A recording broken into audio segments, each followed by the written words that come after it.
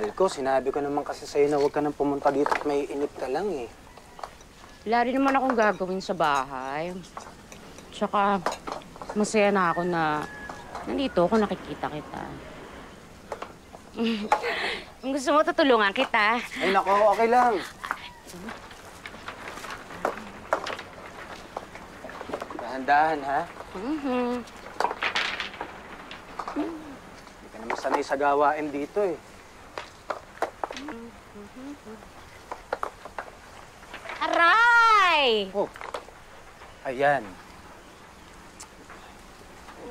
Sabi ko sa'yo yan, nagpupumilit ka na, sugatan ko tuloy. Ha?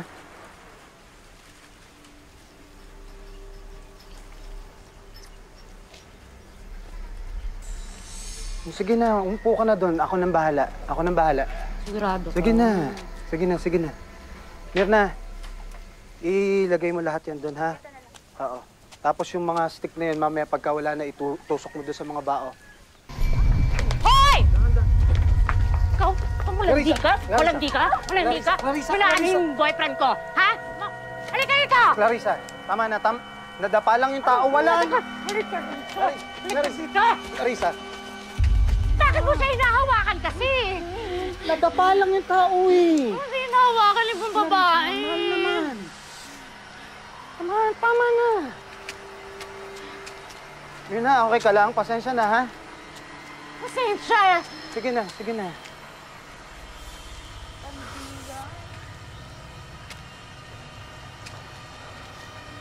Isa pa yan sa akin, ha? Isa pa yan. Kumain ka na. Sorry na. Akala ko kasi nahagaw ka niya sa akin, eh. Hindi. Sobra ka na eh. Naapekto na yung trabaho ko dahil sa'yo eh. Gusto ko lang naman malaman kung ako lang talaga yung nag-iisa mo, na ako lang yung mahal mo. Ikaw lang. Ikaw lang ang mahal ko. Ilang beses ko ba papaulit-ulitin sa'yo para maintindihan mo eh. Pangako yan, ha? Pangako. Pangako. Ganito.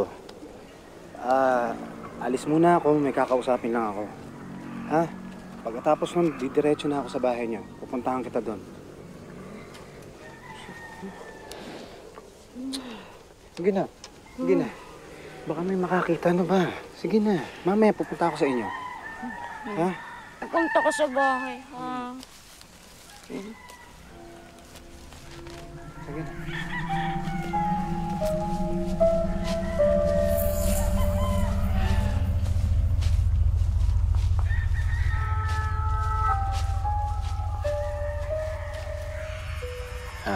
Chong, hindi mo ba natin pwedeng tanggalin yung visa na gayuma na binigyan natin kay Clarissa? Diego, mahirap tanggalin na nagawa na. At kung sakali baka bumaliktad pa ang epekto nun sa taong nilagyan. Tsaka, ang hindi ko maintindihan sa'yo, noong una, nagkakandara pa ka para makuha ang atensyon at pag-ibig ng Clarissang yan. Ngayon, palay na ang lumalapit sa manok.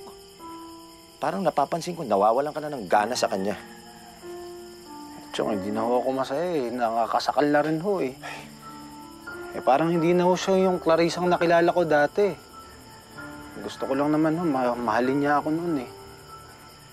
Diego, tandaan mo kahit kailan, ha, hindi ka minahal ng Clarissang yan. Yung Clarissa nagmamahal sa'yo ngayon, Clarissa may epekto ng gamot ng gayuma.